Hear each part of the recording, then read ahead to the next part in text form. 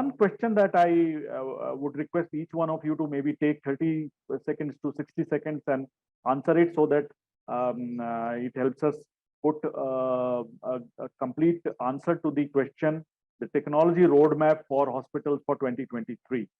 So if you can share what are the top two or three priorities that you have for your hospital in terms of specific technology or technology areas in which you will be spending. So we are in process of implementing EMR on the IP. In OPD, we have achieved a good adoption. I would say 86% now clinical notes are online. The problem with IP is that when doctors go on round, their patients are at several locations. So putting in computer is not a solution. So we are working on some mobility solution. That is one. Second is now, as our online footprint has improved significantly, we need to take care of the data security. So we are working very heavily on the security aspect. These two are very important initiatives. And third is, now we have accumulated volumes and volumes of data. We are working on archival to make our systems agile, nimble, and maintaining performance up to the mark. We are working to strong our home care and ICU with the help of technology, like automated vitals and other things will push to the our centralized application. One thing. Second is, we are working in the project where we are going to make a smart IPD room, where we will deploy 124-inch touch screen monitor. In that HIS and this nurse call, doctor notes, dietitian notes, everything will come. So doctor, nurse, and any other department, even service request as well, like AC not working or TV not working, all will take care with the that touch screen solution, and that will go to, that data will go to our HIS. So in that smart IPD solution we are working. In that, earlier we used like tab and cow also, but that not going to work out. So we decided 1:1, means one bed to one touch screen we'll put, and no need to bring anything. They can do then and there, and face detection will be there to authenticate the secure applications. Few application is open for the patient, so they can view the orientation of the hospital. They can place a request for food, for AC, for water, whatever, or housekeeping. And one more thing, they can ask any demand. So that way. And three things: doctor care, nursing care, clinic, dietitian care, that we protect on the through privacy, security, and face detection that way.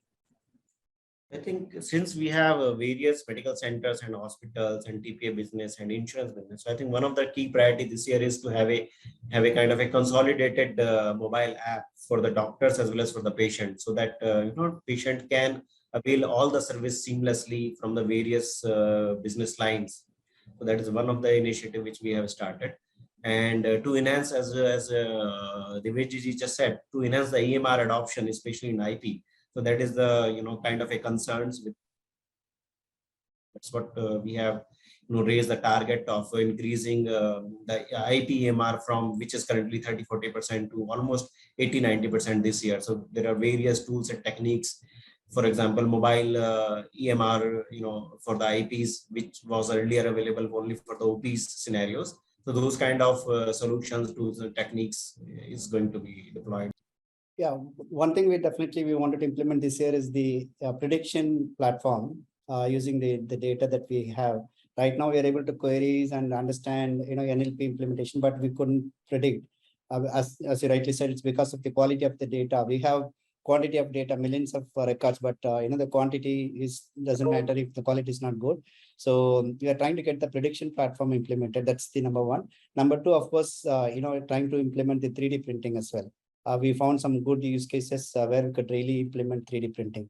These are the two top priorities for this year. Sure. Thank you, Dr. Singh, and thank you all panelists. First of all, I have always, believed that the learning never stops, no matter how many years of experience you carry. And today, I very intently listened to every single panelist, and I am feeling so honored that I learned so much. particularly the way Dr. Dwivedi talked about different stakeholders and the needs of patients and doctors and nurses and the IT interventions that each of them is looking for today.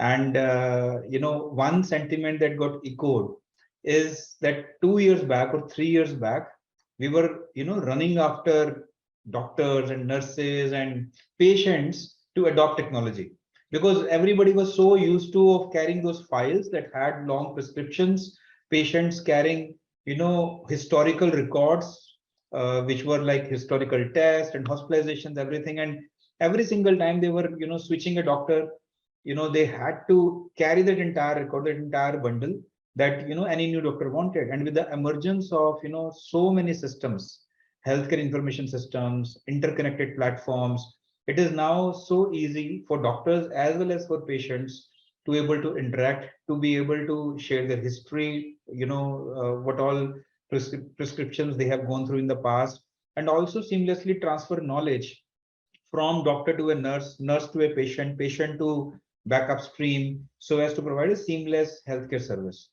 Another thing that I truly cherished in this entire conversation was everybody. So Niranjan talked about leveraging AI, and sometime back I used to feel that things like AI ops, cognitive, chatbot, AI ML, and many other these buzzwords are more about in the IT industry, less about other industries such as healthcare, education, many others. Today I'm so glad that all of us are talking about these terms. All of us are talking about different use cases of bringing AI, bringing predictive, bringing capability to manage data, the data lakes, being able to process that data, bringing mobility like Bhupendra talked about, and bringing omni-channel like Vishal talked about, adoption of different frameworks, because interconnectivity is required lot more than ever before. Vishal very correctly said that government is coming up with new and new initiatives, and every single initiative eventually impacts hospitals, impacts all stakeholders, correct? So which means whatever system we make today, that has to be future ready. Any new framework that is published by government or requires adoption by hospitals and different service providers need systems which are able to adopt it. And for that to happen, digital maturity is required. So AI, chatbot, omni-channel, automation, predictive analysis, all these are key parts of our day-to-day life in digital world, specifically in the healthcare industry. And I'm very glad to hear all this. So I will just summarize, Dr. Singh, by saying that technology is being adopted. Digital transformation truly is happening in the health industry like never before. And I think with the strides that the industry has taken, I from BMC Software feel very proud that we are associated with hospitals, pharmaceutical organizations, and many other healthcare providers in providing such solutions, and are very glad to be part of this forum today, listening to this great thoughts and ideas and priorities for the next couple of years in this industry, and we'll be very glad to further participate and partner with everybody over here.